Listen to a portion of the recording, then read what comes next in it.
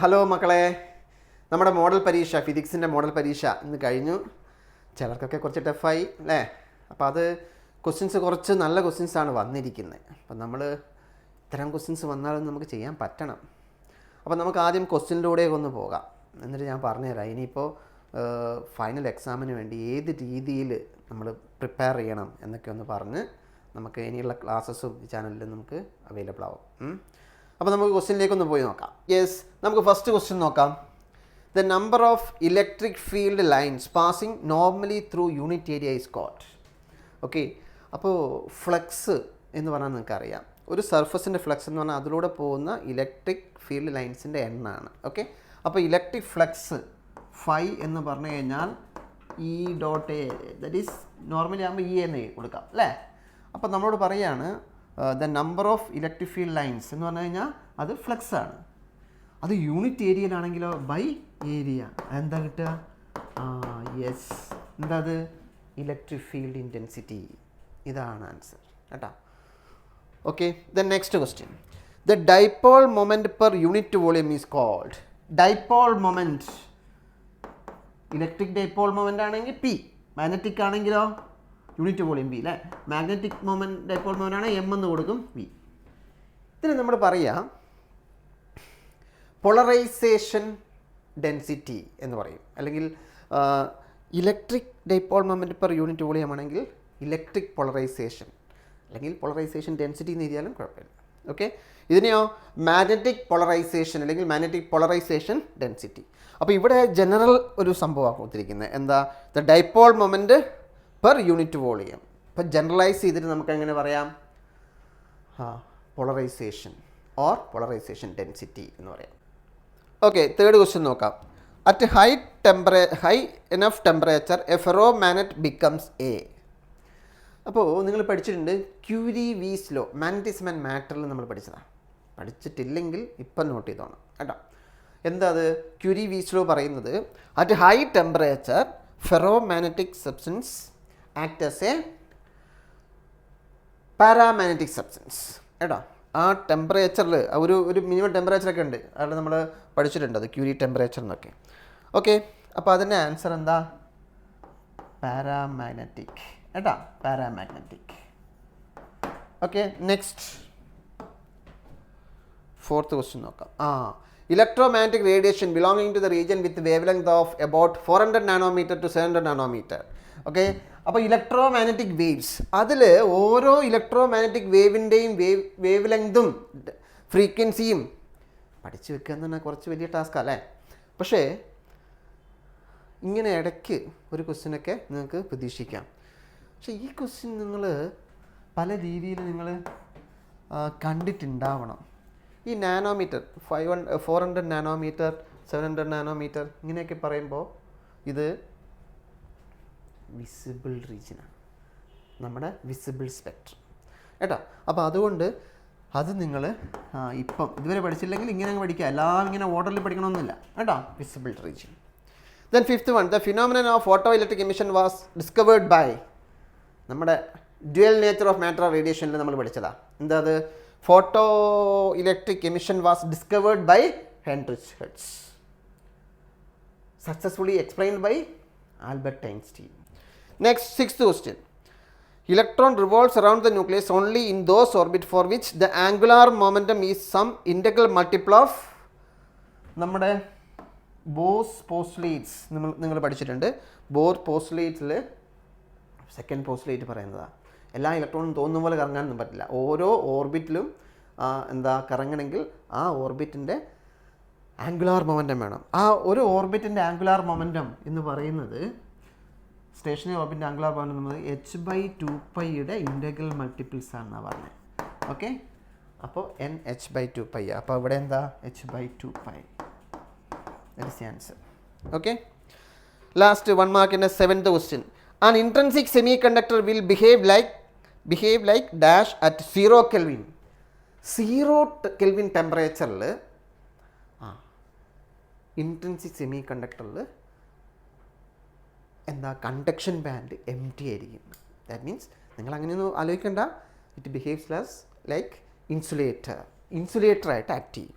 അത് intrinsic semi conductor 0 കെൽവിനിൽ ഇൻസുലേറ്ററിനെ പോലെ ഉണ്ടാവും. യെസ്, നമുക്കിനി അടുത്ത സെഷൻ നോക്കാം. Question number 8. Differentiate between linear charge density and surface charge density. വളരെ സിമ്പിളായിട്ട് ക്വസ്റ്റ്യൻ അല്ലേ. ലീനിയർ ചാർജ് ഡെൻസിറ്റി ലാംഡ എന്ന് പറഞ്ഞാൽ എന്താ? ചാർജ് ബൈ ലെങ്ത് ആണ്. സർഫസ് ചാർജ് ഡെൻസിറ്റി സിഗ്മയാണ്, ചാർജ് ബൈ ഏരിയ. അത്രയേ ഉള്ളൂ. Charge in unit area. ഇതെന്താ? Charge in unit length. അപ്പോൾ അത് വളരെ ഈസി ആയിപ്പോയി അല്ലേ. Next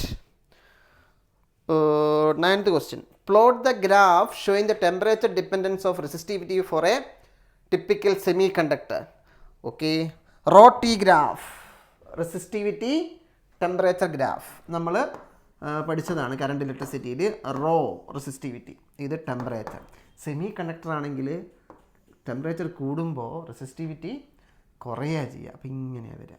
okay, yes. അപ്പോൾ easy question. 10th question. State Faraday's laws of electromagnetic induction. Faraday's laws എന്നാണ് സാധാരണ ഉണ്ടാവാറ്. ഇത് ഫാരഡേയ്സ് ലോ എന്ന് മാത്രമേ ഉള്ളൂ. അപ്പോൾ നമുക്ക് ഫാരഡേയ്സ് ഫസ്റ്റ് ലോയുണ്ട്, സെക്കൻഡ് ലോയുണ്ട്. അറിയാലോ ഫസ്റ്റ് ലോ എന്താ? ഡെഫിനിഷൻ തന്നെ, ഇലക്ട്രോമാഗ്നറ്റിക് ഇൻഡക്ഷൻ്റെ ഡെഫിനിഷൻ എന്താ? When the magnetic flux linked with a coil changes and EMF is induced in the coil. അതാണ് ഫസ്റ്റ് ലോ. സെക്കൻഡ് ലോ എന്താ? Second law induced EMF E is directly proportional to the magnitude of induced EMF is directly proportional to rate of change of magnetic flux linked with it. Okay, അത്രയേ ഉള്ളൂ. 11th question. A light bulb is rated at 100 watt for a 220 volt supply. Find the resistance of the bulb. അപ്പോൾ ചെറിയൊരു problem അല്ലേ. അപ്പോൾ ഇത് പവറാണ്, ഇത് voltage ആണ്. റെസിസ്റ്റൻസ് ഫൈൻഡ് ചെയ്യണം. ഇത് മൂന്നും തമ്മിലുള്ള റിലേഷൻ നിങ്ങൾ പഠിച്ചിട്ടുണ്ട്. Power is equal to V²/R. അപ്പോൾ resistance R is equal to എന്താ? V²/P. V തന്നിട്ടുണ്ട് 220 × 220, പവർ ഓഫ് 100. അപ്പോൾ കട്ടായില്ല. 22 × 22 എത്രയാണോ? 484 എന്ന് വരും അല്ലേ. അത്രയും ഓമാണ് റെസിസ്റ്റൻസ് വരിക. Simple question. ഓക്കെ, ചെയ്ത് കാണുമെന്ന് വിചാരിക്കുന്നു. Next 12th question. 12ാമത്തെ ക്വസ്റ്റ്യൻ. Explain coherent sources. അറിയാം അല്ലേ.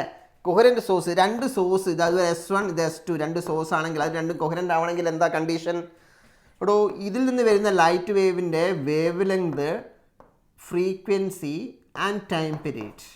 അതുപോലെ തന്നെ ഇതിൽ നിന്ന് വരുന്ന ലൈറ്റിൻ്റെ വേവ് ലെങ്തും ഫ്രീക്വൻസിയും പിന്നെന്താ? Time period. ഇത് മൂന്നും രണ്ടിൻ്റെതും എന്താവണം? സെയിം ആവണം.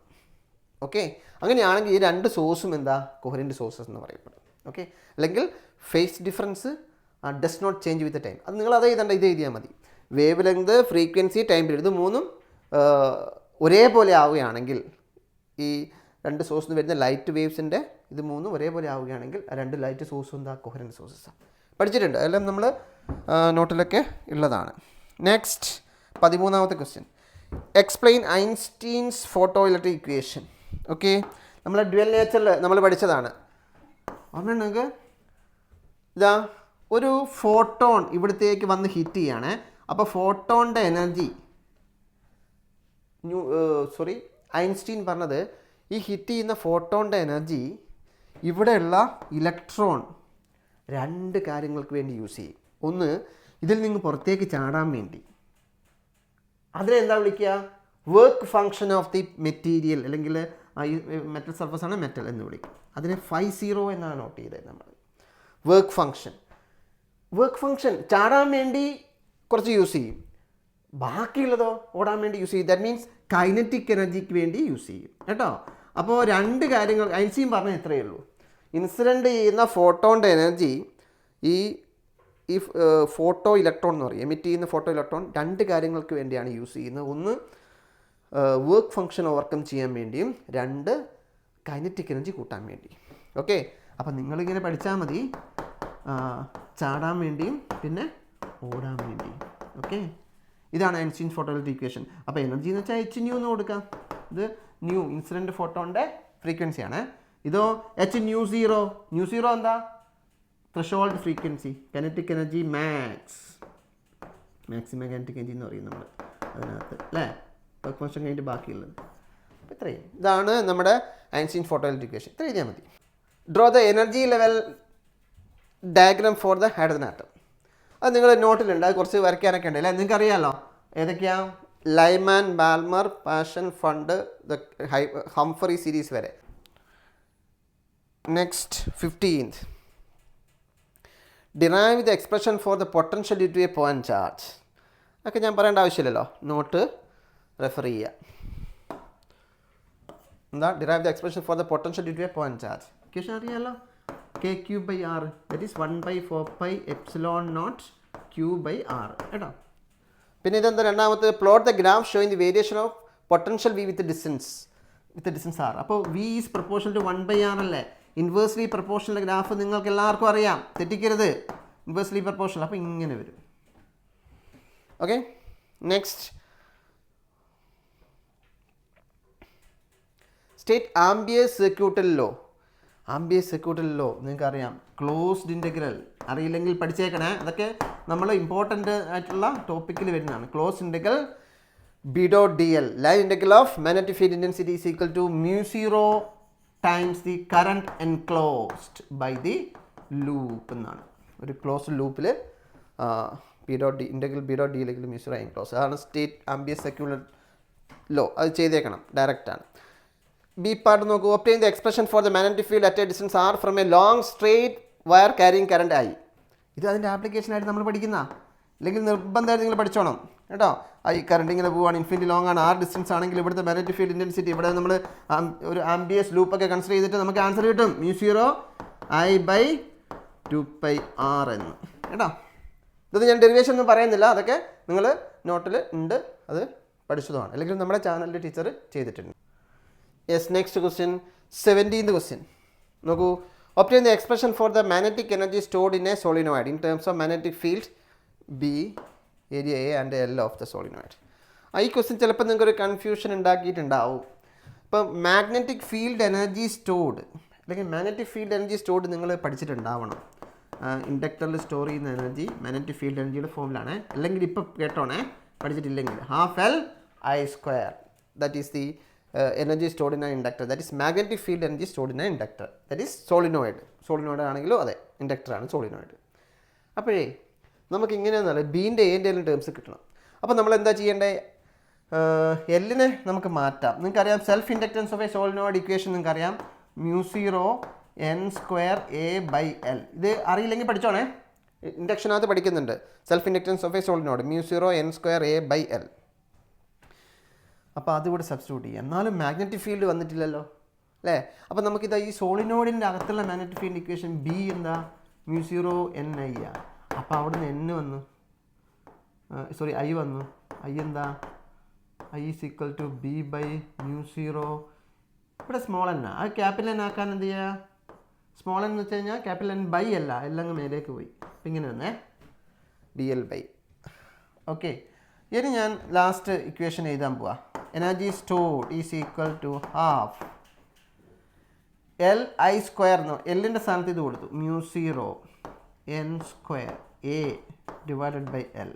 ഓക്കെ, കാണുന്നുണ്ടല്ലോ. നെക്സ്റ്റ് എന്താ, ഇതും കൂടെ വേണം.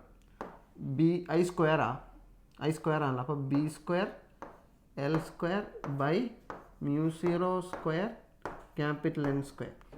അപ്പോൾ എന്തൊക്കെയാണ് നമുക്ക് കട്ട് ചെയ്യാൻ പറ്റുക നോക്കിക്കേ. ഒരു L കട്ടായി, പിന്നെന്താ n²ഉം ഈ n² കട്ടായി, ഒരു μ0 കട്ടായി.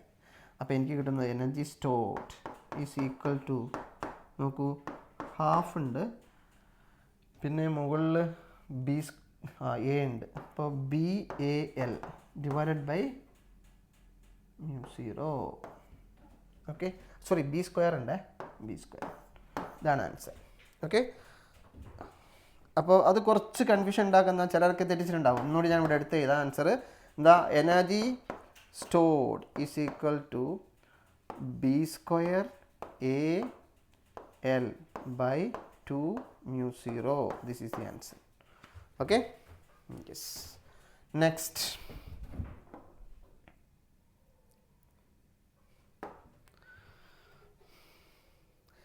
18th ക്വസ്റ്റ്യൻ നോക്കൂ.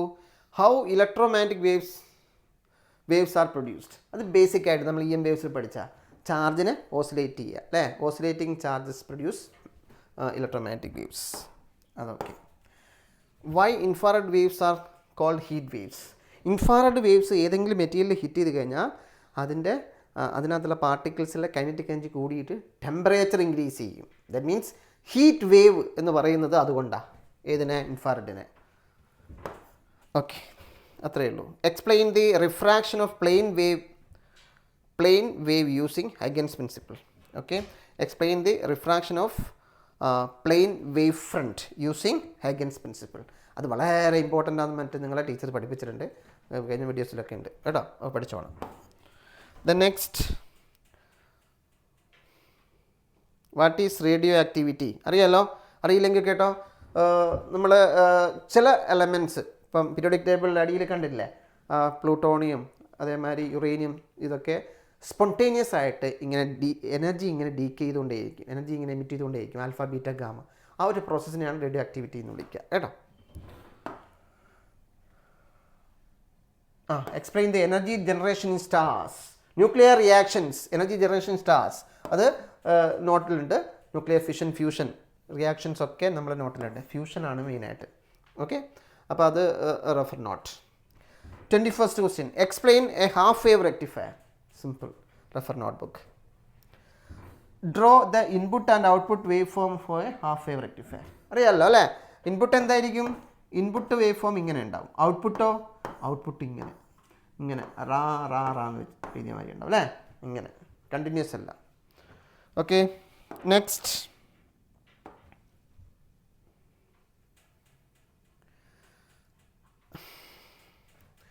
(22A) obtain the expression for the energy stored in a capacitor. Okay, അതും പക്ഷെ അതിന് ചെറിയൊരു പ്രോബ്ലം ഉണ്ട് അല്ലേ? നിങ്ങളെ മനസ്സിലിപ്പോൾ അതായി ഓടിയിട്ടുണ്ടാവുക. എന്തത്? ഹാഫ് CV² അല്ലെങ്കിൽ Q²/2C അല്ലെങ്കിൽ ഹാഫ് QV എന്നൊക്കെ പഠിച്ചിട്ടുണ്ട്. ഇത് നമ്മുടെ ഇതിൻ്റെ ഡെറിവേഷൻ നിങ്ങളെ ഡിലീറ്റഡ് ടോപ്പിക്കിൽ വരുന്നതാണ്. ബട്ട് ഇത് ചോദിച്ചിട്ടുണ്ട്. കുഴപ്പമില്ല, ബോർഡ് എക്സാമിന് ഇത് ചോദിക്കുകയാണെങ്കിൽ തന്നെ മാർക്ക് കിട്ടും നിങ്ങൾക്ക്, പഠിക്കുകയാണെങ്കിൽ നല്ലത്. Okay, next.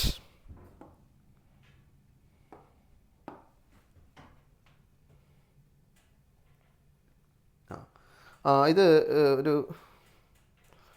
ക്വസ്റ്റ്യൻ നോക്കൂ. 900 പിക്കോഫാരഡ് കപ്പാസിറ്റി ഈസ്. അപ്പോൾ ഈ ഇങ്ങനെ ഒരു കപ്പാസിറ്റി വെച്ചുള്ള ക്വസ്റ്റ്യൻ എപ്പോഴും സ്ഥിരമായിട്ട് നമ്മൾ ബോർഡ് എക്സാമിനും കാണുന്നുണ്ട് കേട്ടോ. അപ്പോൾ ഇതൊന്ന് നോട്ട് ചെയ്യേണ്ട, ഒന്ന് നമ്മൾ എന്ത് ചെയ്യേണ്ട, ശ്രദ്ധിച്ച് പഠിക്കേണ്ട കാര്യമാണ്. 900 picofarad capacity charged by a 100 volt battery. If the capacitor is disconnected from the battery and connected to another 900 picofarad capacitor, what is the electrostatic energy stored in the system? Okay, ഒന്ന് നിങ്ങൾ 2 മാർക്സിനാണ് അല്ലേ? അപ്പോൾ അതിൽ ഇങ്ങനെ ഒരു capacitor charge ചെയ്തു, അത് രണ്ടും കൂടെ ഇത് ഡിസ്കണക്ട് ചെയ്തതിന് ശേഷം ഇത് രണ്ടും കൂടെ കണക്ട് ചെയ്തു എന്ന് വിചാരിക്കുക. അങ്ങനെയാകുമ്പോൾ ഇവർ രണ്ടുപേരും കൂടെ ചാർജ് റീഡിസ്ട്രിബ്യൂട്ട് ചെയ്തിട്ട് ഒരു കോമൺ പൊട്ടൻഷ്യലിലേക്ക് എത്തും. മനസ്സിലാവുന്നില്ല നിങ്ങൾക്ക്? എന്ന് വെച്ച് കഴിഞ്ഞാൽ ഇതിൽ ചാർജ് ഇല്ല, ഇത് മാത്രമേ ചാർജ് ഉള്ളൂ, ഇത് ചാർജ് ഇല്ല. അപ്പോൾ എന്താ സംഭവിക്കുക? ഇതിന് പൊട്ടൻഷ്യൽ ഉണ്ട്, ഇതിന് പൊട്ടൻഷ്യൽ ഇല്ല. അപ്പോൾ അതിലെ ചാർജ് ഇങ്ങോട്ട് വന്നിട്ട് പൊട്ടൻഷ്യൽ റീഡിസ്ട്രിബ്യൂഷൻ നടക്കും. ചാർജ് റീഡിസ്ട്രിബ്യൂഷൻ, പൊട്ടൻഷ്യൽ സെയിം ആകുന്ന വരെ കോമൺ പൊട്ടൻഷ്യൽ കേട്ടോ. ഇനി ഡെറിവേഷൻ ഒന്നും നിങ്ങൾക്ക് ആവശ്യമില്ല. കോമൺ പൊട്ടൻഷ്യൽ നിങ്ങളൊന്ന് പഠിച്ചു വെച്ചോ. എന്താ? C1 ഫസ്റ്റ്, ഇത് C1 എന്ന് കൊടുക്കുകയാണെങ്കിൽ അത് ഇതിൻ്റെ പൊട്ടൻഷ്യൽ V1, ഇത് C2 ആ, ഇതിൻ്റെ പൊട്ടൻഷ്യൽ V2. ഓക്കെ, അങ്ങനെയാണെങ്കിൽ common potential C1 V1 plus C2 V2 divided by C1 plus C2. ഇതാണ് കോമൺ പൊട്ടൻഷ്യൽ. ഓക്കെ, അപ്പം നിങ്ങൾ അത് മാത്രം നിങ്ങളൊന്ന് പഠിച്ചു വെച്ചേക്ക് ഇക്വേഷൻ കേട്ടോ. എന്തായിരുന്നു ഇക്വേഷൻ? കോമൺ പൊട്ടൻഷ്യൽ നോട്ട് ചെയ്താൽ C1 V1 plus C2 V2 by C1 plus C2. ഇവിടെ C1 ഇത് കേട്ടോ, ഇത് V1. ഓക്കെ, ഇത് C2, സോറി ഇത് C2. പക്ഷേ V2 എന്താ? 0 ആ. ഇവിടെ പറയുന്നുണ്ട് മറ്റേ ചാർജ് ഇല്ല, അൺചാർജഡാണ് കേട്ടോ. 900 picofarad capacity charged 100 volts.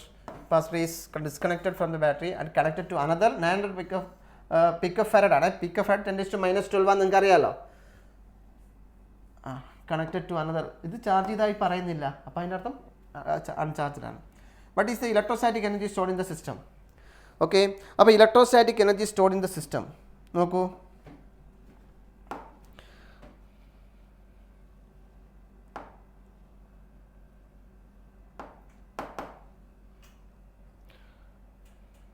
Okay, ഞാനിവിടെ ചെയ്യാം. Electrostatic energy in the system.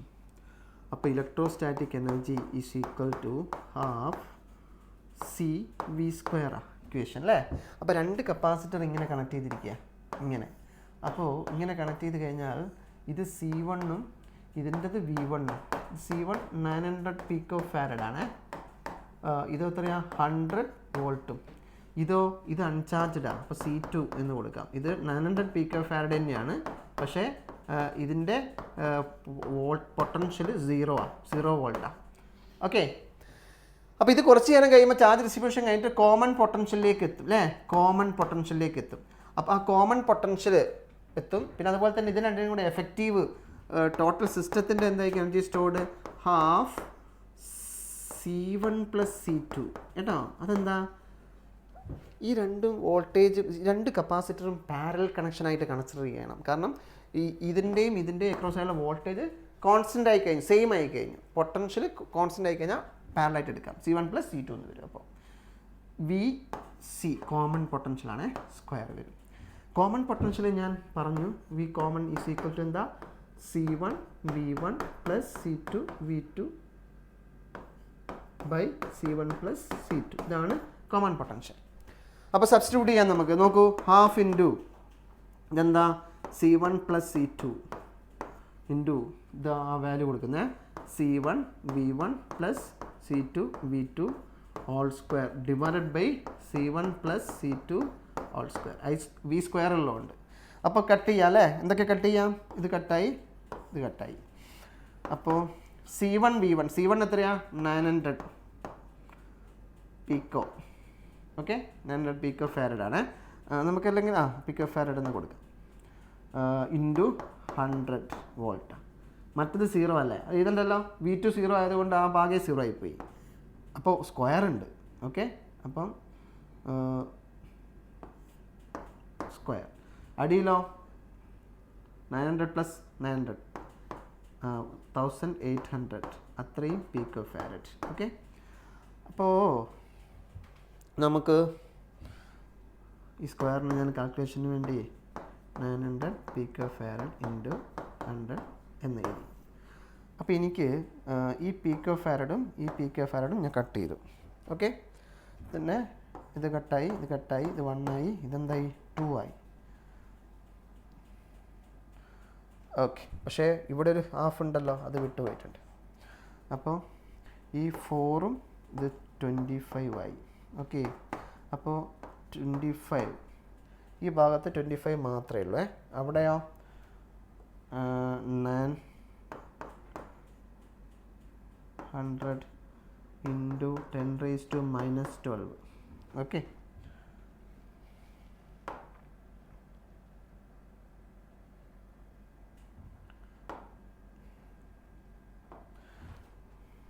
Into 10⁻12 into 100.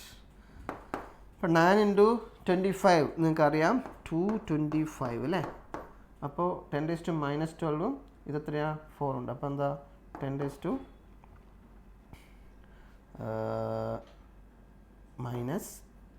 കിട്ടും. അപ്പോൾ ലാസ്റ്റ് നമുക്കൊരു രസത്തിന് ഇങ്ങനെ എഴുതാം 25 into 10⁻6 joules. Okay, this is answer. കിട്ടിക്കാണെന്ന് വിചാരിക്കുന്നത്. ഓക്കെ, അപ്പോൾ അത് നല്ല ക്വസ്റ്റ്യൻ ആയിരുന്നു. അപ്പോൾ നോട്ട് ചെയ്യേണ്ട കാര്യമാണ്, നിങ്ങൾ ശ്രദ്ധിക്കുക കേട്ടോ. ഫൈനൽ എക്സാമിനും ഇതേ ക്വസ്റ്റ്യൻ തന്നെ ചിലപ്പം ചോദിക്കാം. അപ്പോൾ അതുകൊണ്ട് ശ്രദ്ധിക്കാം. ഓക്കെ, ക്ലിയർ ആണല്ലോ? ഒന്നുകൂടി റിപ്പീറ്റ് ചെയ്ത് കണ്ടു നോക്കുക കേട്ടോ. Okay, next.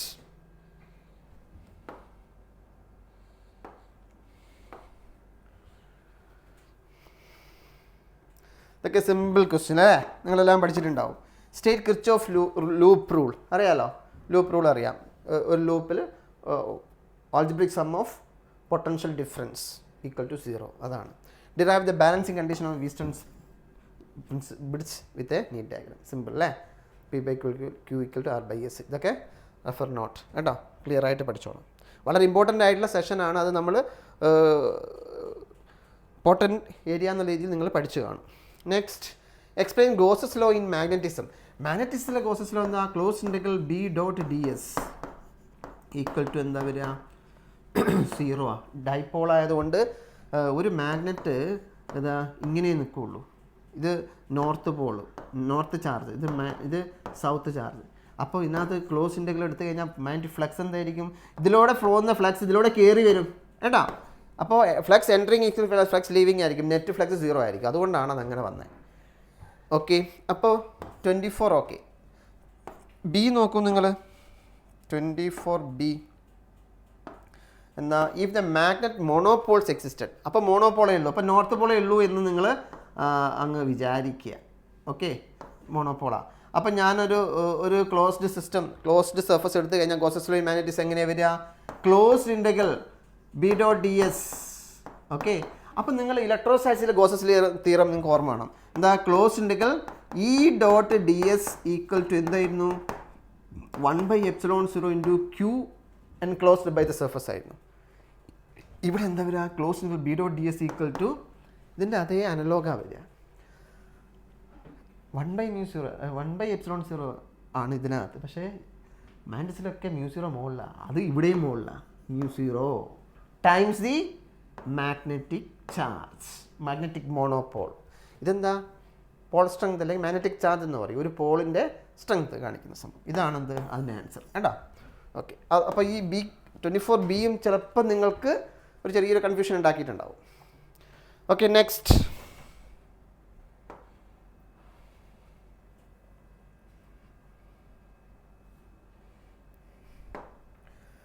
State laws of എന്തല്ലേ? Simple. Laws of refraction simple പറയണ്ടല്ലോ. എക്സ്പ്ലെയിൻ ടോട്ടൽ ഇൻറ്റേർണൽ റിഫ്ലക്ഷൻ, അതും വളരെ സിമ്പിൾ. ഓക്കെ, അത് നമ്മൾ പഠിച്ചതാ. എന്താ? Critical angle of incidence greater than critical angle ആകുമ്പോൾ the entire ray is reflected back to the same medium. അതാണല്ലോ ടോട്ടൽ ഇൻറ്റേർണൽ റിഫ്ലക്ഷൻ, TIR എന്ന് വിളിക്കും. ഇതൊക്കെ നമ്മുടെ ചാനലിൽ അവൈലബിൾ ആണ് ക്ലാസ്. അത് നിങ്ങൾ ഡൗട്ടുള്ളവർ അത് കണ്ടേക്കണം. നെക്സ്റ്റ്,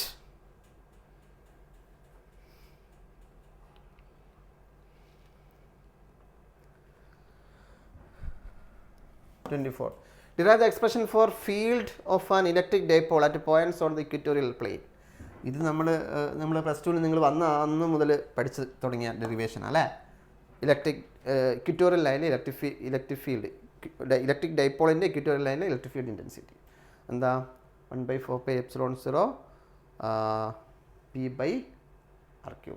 ഓക്കെ, അല്ലെങ്കിൽ മൈനസ് കൊടുക്കാം, -kP/r3. Okay, then B part നോക്കൂ. A system has 2 charges QA, 2 charge ഉണ്ട്. QB ഉണ്ട്. രണ്ടും ഈക്വൽ ആൻഡ് ഓപ്പോസിറ്റാണ്. ലൊക്കേറ്റഡ് അറ്റ് പോയിൻറ്റ്സ് 0, 0 Z ആക്സിസിലാണ് അല്ലേ? അപ്പം ഞാനിത് Z ആക്സിസ് ഇവിടെ അങ്ങ് വരച്ചു. ഇത് Z ആണേ, അപ്പോൾ ഇത് ഒറിജിനാന്ന് വെച്ചോളൂ. അപ്പോൾ ഒന്ന് +15 ഇത് 15 ഇത് പ്ലസ്സാണ്. അങ്ങോട്ടേക്കുള്ള പ്ലസ് നമ്മൾ വരയ്ക്കും. എത്രയത്? +15 ഇത് നെഗറ്റീവ് ചാർജ് ആയിക്കോട്ടെ, -2.5 × 10⁻⁻7. പിന്നെ ഉള്ളത് ഇതാ -15 ആണ്. ഇത് -15 സെൻറ്റിമീറ്റർ ആണ്. ബാക്കിയെല്ലാം സീറോസ് ആണ്, എക്സും വൈയും 0 ആണ്. അപ്പോൾ ഇവിടെ എന്താ? +2.5 × 10⁻⁻7 ഇത്രയും കുളമ്പാണ്. ക്വസ്റ്റ്യൻ നോക്കാം നമുക്ക്. Respectively what are the total charge? Total charge 0, total charge becomes 0. Okay, no doubt. പിന്നെ and electric dipole moment of the system. Electric dipole moment P = 2AQ നിങ്ങൾ പഠിച്ചിട്ടുണ്ട്. 2A എന്ന് വെച്ചാൽ ടോട്ടൽ ലെങ്താണ്, ഇവിടുത്തെ ടോട്ടൽ ഡിസ്റ്റൻസ് 15 + 15 -1 എടുത്തേക്കല്ലേ. അപ്പോൾ 2A എന്ന് പറഞ്ഞു കഴിഞ്ഞാൽ 30 സെൻറ്റിമീറ്റർ കേട്ടോ, 30 സെൻറ്റിമീറ്റർ. അപ്പോൾ 30 × 10⁻⁻2 × Q എത്രയാ? ഇതാ magnitude of one of the charge. അപ്പോൾ 2.5 × 10⁻⁻7 നിങ്ങൾ ചെയ്തോളൂ അല്ലേ? എത്ര വരിക? ഈ 0 അങ്ങോട്ട് പോകുമ്പോൾ 25 ആയി. 25 × 3 75 അല്ലേ? 75 × 10⁻⁻9 അത്രയും എന്താ വരിക? കൂളം മീറ്റർ, ഡിബേ എന്നൊക്കെ പറയും, കുളം മീറ്റർ. അപ്പോൾ 7.5 × അങ്ങനെയൊക്കെ എഴുതാം, നമുക്ക് ഏത് രീതിയിലും എഴുതാം. Okay, next question. Define current sensitivity അറിയാം, റെഫർ നോട്ട് അല്ലേ? കൺവേർട്ട് അറിയാം. ഗാൽവനോമീറ്ററിനെ വോൾട്ടിമീറ്റർ ആക്കണം എന്ത് ചെയ്താൽ മതി? പാരലായിട്ട് ഒരു വലിയൊരു റെസിസ്റ്റൻസ് പാരലായിട്ട് ഗാൽവനോമീറ്ററിനെ വോൾട്ടിമീറ്റർ ആക്കണമെങ്കിൽ ആ ഗാൽവനോമീറ്ററിൻ്റെ ഒപ്പം സീരീസിൽ ഒരു ഹൈ റെസിസ്റ്റൻസ് കണക്ട് ചെയ്താൽ മതി. സി പാർട്ട് നോക്കൂ. The circuit given below, what is the value of current of the ammeter shown is having resistance of 60 ohm. അപ്പോൾ ഇതിന് 60 ohm റെസിസ്റ്റൻസ് ഉണ്ട്. അപ്പോൾ കറണ്ട് എന്താണ്? Current I is equal to voltage തരിക 3 divided by ഇത് 60യും ഈ 3യും ഉണ്ട്. അപ്പോൾ 63 വരും. അപ്പോൾ 1/3 വരെ 21 വരും അല്ലേ? ഓക്കെ. അപ്പോൾ ആൻസർ വരിക 0.04 ampere. Okay, this is the answer. കുഴപ്പമില്ല, സിമ്പിൾ ക്വസ്റ്റ്യൻ ആയിരുന്നു. Next question. Explain the principle of transformer. അറിയാമല്ലോ ട്രാൻസ്ഫോമറിൻ്റെ പ്രിൻസിപ്പിൾ എന്താ? Electromagnetic induction. മെയിനായിട്ട് സ്പെസിഫിക് ആയിട്ട് പറയാൻ mutual induction. Distinguish between step up and step down. അറിയാമല്ലോ സ്റ്റെപ്പ് അപ്പ് പ്രൈമറിയിലും സെക്കൻഡറിയിലെയും ചുറ്റുകളുടെ എണ്ണത്തിലുണ്ടാകുന്ന വ്യത്യാസം വെച്ചിട്ട് സ്റ്റെപ്പ് അപ്പിന് എന്തായിരുന്നു? സെക്കൻഡറിയിലായിരിക്കും നമ്പർ ഓഫ് ടേൺസ് കൂടുതലുണ്ടാവുക. സ്റ്റെപ്പ് ഡൗണിൽ സെക്കൻഡറിയിൽ നമ്പർ ഓഫ് ടേൺസ് കുറവായിരിക്കും. List the 4 losses of transformer. 4 energy losses of transformer ആണ്. ഓക്കെ, അതിൽ ഒന്ന് ഫസ്റ്റ് വൺ നമുക്ക് വേണമെങ്കിൽ പറയാം. ഒന്ന് എഡി കറണ്ട് ലോസ്, പിന്നെ കോപ്പർ ലോസ് ഒക്കെ പഠിച്ചതാണ് നിങ്ങൾ കേട്ടോ. പിന്നെ എന്താ പറയാൻ പറ്റുക? പിന്നെ ഹിസ്റ്ററിസിസ് ലോസ് പറയാൻ പറ്റും. പിന്നെ ഹമ്മിങ് ലോസ്, ഒരു മാഗ്നറ്റോസ്ട്രിക്ഷൻ എന്ന് വെച്ചാൽ ഒരു മാഗ്നറ്റൈസ് ചെയ്യുന്നത് കൊണ്ടുണ്ടാവുന്ന അങ്ങോട്ടും ഇങ്ങോട്ടും ഓപ്പോസിറ്റായിട്ട് മാഗ്നറ്റൈസ് ചെയ്യുമ്പോൾ ഉണ്ടാകുന്ന ചെറിയൊരു ഹമ്മിങ് സൗണ്ട് ഉണ്ടാവും. അങ്ങനെ ഉണ്ടാകുന്ന എനർജി ലോസ്. ഓക്കെ, ഇത്രയും ലോസസ് ആണ്. പിന്നെ ഫ്ലക്സ് ലീക്കേജ് പ്രൈമറിയിലെ ഫ്ലക്സ് സെക്കൻഡറിയിൽ ഉണ്ടാവാതെ വരിക. അങ്ങനെ വരുന്ന സമയത്ത് ഉണ്ടാകുന്ന ലോസ്. ഓക്കെ, അപ്പോൾ 4 ലോസസ് എന്തൊക്കെയാണ്? ഒന്ന് എഡി കറണ്ട് ലോസ്, പിന്നെ കോപ്പർ ലോസ്, പിന്നെ ഫ്ലക്സ് ലീക്കേജ്, പിന്നെ നമ്മൾ പറഞ്ഞ എന്തായിരുന്നു? Humming loss. പിന്നെ ലാസ്റ്റ് ക്വസ്റ്റ്യൻ. നമ്മൾ വളരെ ഇമ്പോർട്ടൻ്റ് ആയിട്ട് നമ്മൾ പഠിക്കുന്ന ക്വസ്റ്റ്യൻ അല്ലേ? The expression for refractive index of prism with neat diagram. Important, very very important. ഈ വർഷത്തെ ബോർഡ് എക്സാമിന് എന്തായാലും ഉണ്ടാവും കേട്ടോ, നിങ്ങൾ പഠിച്ചേക്കണം. Obtain the expression for the angle of minimum deviation for small angled prism. ഇതൊക്കെ അങ്ങനെ എന്താ പറയുക, നമ്മുടെ ഒരു ഡയറക്റ്റ് സിലബസ് എന്ന് പറയാൻ പറ്റില്ല ഇത്. സ്മോൾ ആംഗിൾഡ് പ്രിസമൊക്കെ ഒരു ചെറിയൊരു എന്നാലും നമുക്ക് ചെയ്യാം. എങ്ങനെ നോക്കൂ, ഇതാ നമ്മൾ പഠിച്ചിട്ടുണ്ട് അതിൻ്റെ ഡെറിവേഷനിൽ, പ്രിസത്തിൻ്റെ ഡെറിവേഷനിൽ ടോട്ടൽ ഡീവിയേഷൻ ഈക്വൽ ടു എന്താ? I1 + I2 - A എന്ന്. ഓക്കെ, ഇത് ഇക്വേഷൻ 1 ആയിട്ട് അവിടെ വയ്ക്കാം. അപ്പോൾ സ്മോൾ ആംഗിൾഡ് പ്രിസത്തിൽ നമുക്ക് എന്ത് വേണം? ഈ ഡീവിയേഷൻ ഇക്വേഷൻ ഉണ്ടാക്കണം. അപ്പോൾ അത് നമ്മുടെ സാധാരണ നിങ്ങളുടെ സ്കൂളിൽ അല്ലെ നോട്ടിൽ ഉണ്ടാവാൻ ചാൻസ് ഇല്ല. അതുകൊണ്ട് ഞാൻ ജസ്റ്റ് ഒന്ന് പറയും, ഇതിനേക്കാളും സ്മോളാണ്, ഞാൻ മാഗ്നിഫൈ ചെയ്ത് വരച്ചാണ്. അപ്പോൾ ഇങ്ങനെ വരുന്ന സമയത്ത് ഇതാണ് I1, ഇതാണ് I2. ഇത്രയൊന്നും ഇല്ല കേട്ടോ, ഇത് വളരെ 2 ഡിഗ്രി 4 ഡിഗ്രി ഒക്കെ ആയിരിക്കും ഈ ആംഗിൾ ഓഫ് പ്രിസം വരിക. അപ്പോൾ I1 I2 ഒക്കെ വളരെ ചെറുതായിരിക്കും. അപ്പോൾ ഇതിനകത്ത് നിങ്ങളൊന്ന് നോക്കിയാൽ, ഞാൻ ഇതിനകത്ത് സ്നെൽസ് ലോ ഉപയോഗിക്കുമ്പോൾ sin I1 / sin R1 = എന്ത് കിട്ടും? റിഫ്രാക്റ്റീവ് ഇൻഡെക്സ് ഓഫ് ഗ്ലാസ് എന്ന് കിട്ടും. ഓക്കെ, അപ്പോൾ സ്മോൾ ആംഗിൾഡ് ആയതുകൊണ്ട് four small angle R1 = n കൊടുക്കാം. ദാറ്റ് ഈസ് I1 എനിക്ക് ഇവിടുന്ന് കിട്ടും nR1 എന്ന്. Okay, I1 = nR1. Similarly I2 എനിക്ക് കിട്ടും ഇവിടുന്ന് കിട്ടിയിട്ട്. Similarly I2 = nR2.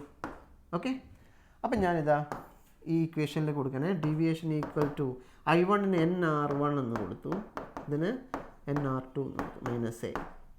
Okay, deviation equal to n common ആക്കി എടുത്തു, R1 + R2 - A. നിങ്ങൾ ആ പ്രിസത്തിൻ്റെ ഡെറിവേഷനിൽ പഠിച്ചിട്ടുണ്ട്. R1 + R2 എന്ന് വെച്ചാൽ A ആണ്, ആംഗിൾ ഓഫ് പ്രിസം ആണ്. അപ്പോൾ D = NA - A. That is deviation equal to n - 1 whole into A. അപ്പോൾ സ്മോൾ ആംഗിൾ പ്രിസം ആണ്, deviation equal to n - 1 whole into A. That is n refractive index ആണ്, deviation A angle of prism. അപ്പോൾ ഇത് നിങ്ങൾ പുതിയതായിട്ട് just ഒന്ന് എഴുതി പഠിച്ചേക്കണം കേട്ടോ. അപ്പോൾ ഇത്രയേ ഉള്ളൂ. പൊതുവേ ഓവറോളായിട്ട് നോക്കുന്ന സമയത്ത് നമ്മുടെ ക്വസ്റ്റ്യൻ പേപ്പർ കുറച്ചൊരു ടഫായിട്ടൊക്കെ നിങ്ങൾക്ക് ചിലപ്പോൾ ഫീൽ ചെയ്തിട്ടുണ്ടാവും. അപ്പം നമുക്ക് ബോർഡ് എക്സാമിനാകുമ്പോഴേക്കും ഇങ്ങനെ ഈ പോരായ്മകളൊക്കെ മാറ്റിക്കൊണ്ട് നമുക്ക് റെഡി ആവാം, പ്രിപ്പയർ ചെയ്യാം കേട്ടോ. ഇതുവരെ അത്ര ഇത് ഭയങ്കര ടഫായിട്ട് തോന്നിയൊരു ഒരു പ്രശ്നമില്ല. ഇനിയുള്ള ദിവസങ്ങൾ തന്നെ ധാരാളം. പക്ഷേ ഇനിയുള്ള ദിവസങ്ങൾ പഠിക്കണം കേട്ടോ. അപ്പോൾ ചാനലിൽ നമുക്ക് നമ്മളെ ക്ലാസ് ഇടും, അതിനനുസരിച്ച് നിങ്ങൾ കണ്ട് റെഡിയാക്കി വെച്ചോണം. Okay, bye.